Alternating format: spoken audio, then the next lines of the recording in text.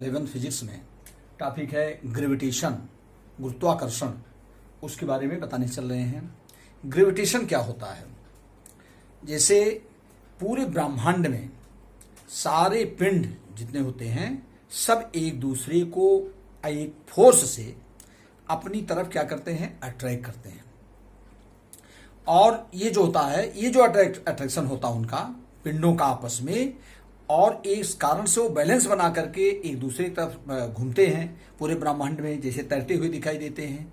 तो ये जो फोर्स हमारा होता है इसी को हम कहते हैं ग्रेविटेशन। न्यूटन ने जो है इसके संबंध में नियम दिया जिसको कहते हैं न्यूटन के गुरुत्वाकर्षण का नियम, न्यूटन्स लॉ ऑफ ग्रेविटेशन। क्या है जरा ध्यान दो पहले कि मैंने अभी इसके पहले तुमको बताया है कि पूरे ब्रह्मांड में सारे पिंड जो होते हैं एक दूसरे को अपनी तरफ अट्रैक्ट करते हैं ड्यू टू ग्रेविटी, एक फोर्स के कारण।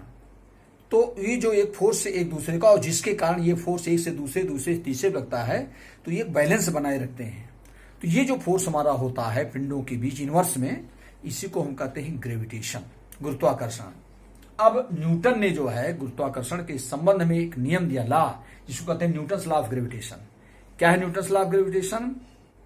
The force of attraction between two mass particles is directly proportional to the product of their mass and inversely proportional to the square of the distance between them। जैसे दो मास particle हमारे हैं, ये है और ये है।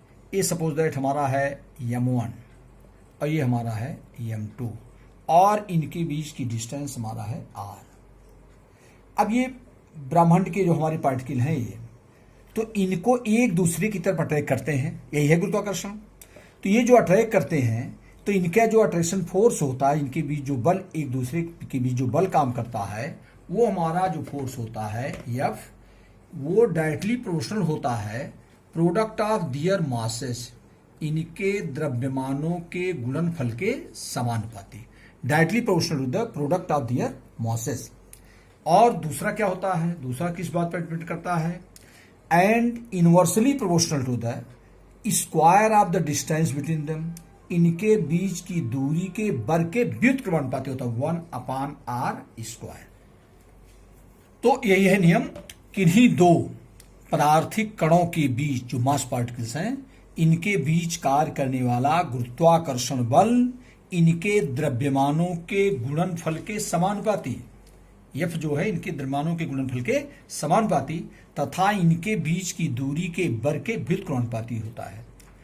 The force of attraction, the gravitational force between two mass particle is directly proportional to the product of their masses and inversely proportional to the square of the distance between them. यही है हमारा Newton's law of gravitation.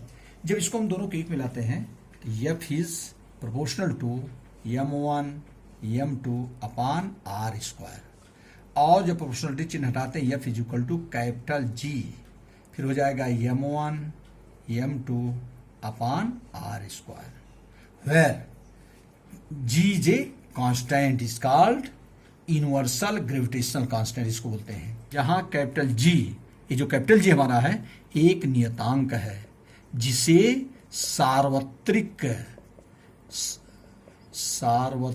गुरुत्वाकर्षण नियतांक कहते हैं।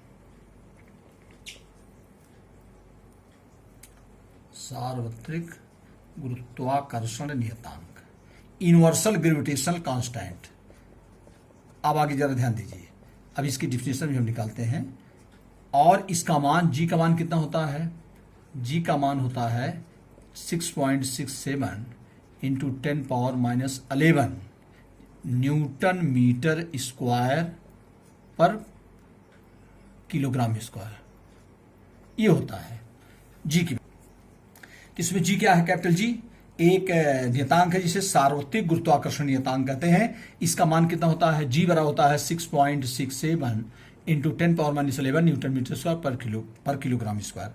अब जरा ध्यान दो, इसको सार्वत्रिक गुरुत्वाकर्षण नियतांक क्यों कहते हैं, यूनिवर्सल ग्रेविटेशनल कांस्टेंट क्यों कहते हैं? क्योंकि पूरे ब्रह्मांड में, पूरे यूनिवर्स में इसका मान हर जगह फिक्स होता है, कहीं चेंज नहीं होता है, इसलिए इसको यूनिवर्सल कहते हैं। सार्वत्रिक गुरुत्वाकर्षण पूरे ब्रह्मांड में, पूरे यूनिवर्स में हर पॉइंट पर इसका मान फिक्स होता है।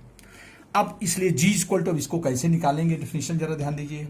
जी इज इक्वल टू हो जाएगा, जी इज इक्वल टू, अब देखो जब जी की वैल्यू निकाले इसका क्रॉस मल्टीप्लाई हो जाएगा तो हो जाएगा F into r square upon m1 m2। अब जरा ध्यान दीजिए, यदि if m1 is equal to m2 is equal to 1 मान ले रहे हैं हम, and r is equal to 1 metre, r is equal to 1 metre मान लें। अब जरा ध्यान दो, जब इसको सबको हम एक एक मान लिए तो then g is equal to कितना हो जाएगा, तो g इज इक्वल टू कितना हो जाएगा, capital G is equal to आ जाएगा एफ के। अब जरा ध्यान दो, हमने m1 मान लिया, m2 दोनों को बराबर मान लिया, 1-1 किलोग्राम मान लिया, और इनके बीच की जो डिस्टेंस r है इसको हमने वो 1 मीटर मान लिया। अब g की वैल्यू कितना आ जाएगा, g इज इक्वल, तब g बराबर कितना आ गया, जब ये सब हो गया, इसकी वैल्यू 1 इसकी वैल्यू 1, तो g is equal to F के। इसी आधार पर इसकी डिफिनेशन निकालते हैं। डिफिनेशन कैसे निकालते हैं, ध्यान दो, इस प्रकार सार्वत्रिक गुरुत्वाकर्षण नियतांक, ये जो हमारा है ग्रेविटेशनल कांस्टेंट, ये फोर्स गुरुत्वाकर्षण बल के बराबर आ रहा है। ये लेकिन कौन सा बल है, जो एकांक दूरी पर स्थित एकांक द्रव्यमान के पिंडों के बीच कार्य करता है। माने गुरुत्वाकर्षण नियतांक कैपिटल जी वह बल है जो एकांक दूरी पर स्थित, एकांक दूरी मतलब वही r बराबर 1 मीटर ने जो बना है, एकांक दूरी पर स्थित एकांक द्रव्यमान के पिंडों के बीच कार्य करता है। ये हमारा हो जाएगा गुरुत्वाकर्षण नियतांक वह बल है जो एकांक दूरी पर स्थित एकांक द्रव्यमान के पिंडों के बीच कार्य करता है। ये इसकी डिफिनेशन हो गई। मात्रक क्या होता है, मात्रक मैंने बताया, मात्रक जो इसका होता है, जरा देखो कैपिटल जी, इसी से अब जी का ही फार्मूला हमारा बन गया, तो कैपिटल जी F r square upon m1 m2। अब इसमें हो जाएगा हमारा मात्रक, एफ का होता है न्यूटन, ये हो जाएगा, इनटू आर स्क्वायर हो जाएगा मीटर स्क्वायर, और अपान m1 m2, यम किलोग्राम, किलोग्राम इंटू किलोग्राम हो जाएगा किलोग्राम स्क्वायर। ये हमारा इसका हो जाएगा मात्रक, न्यूटन मीटर स्क्वायर पर किलोग्राम स्क्वायर।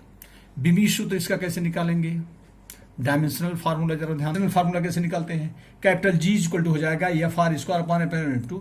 अब इसके पूरा किसी भी फिजिकल क्वांटिटी का जो डायमेंशनल फार्मूला होता है, जो उसके जो हमारा फार्मूला होता है उसमें सबका डायमेंशनल फार्मूला डायमेंशन रख दो तो ये आ जाएगा। तो इसमें कितना हो जाएगा, तो capital G is equal to F r square upon m1 m2, तो एफ का आर का m1 m2 का जो डायमेंशन रखेंगे जो आएगा वही जी का होगा। तो देखो एफ का कितना होता है, M L T power -2 into r square का हो जाएगा एल स्क्वायर अपान ये हो जाएगा यम और फिर हो जाएगा यम, चूंकि मास का डायमेंशन सिंबल क्या होता है एम। अब जरा ध्यान दो, इक्वल टू एक एम से एम तो कैंसिल हो जाएगा, ऊपर जाएगा तो कितना हो जाएगा एम पावर -1 इंटू यल का देखो यहाँ पे यल 2 है, ये हो जाएगा यल पावर 3 टी पावर -2, ये इसका हो गया M power -1 L power 3 T power -2, ये इसका हो गया डायमेंशनल फार्मूला।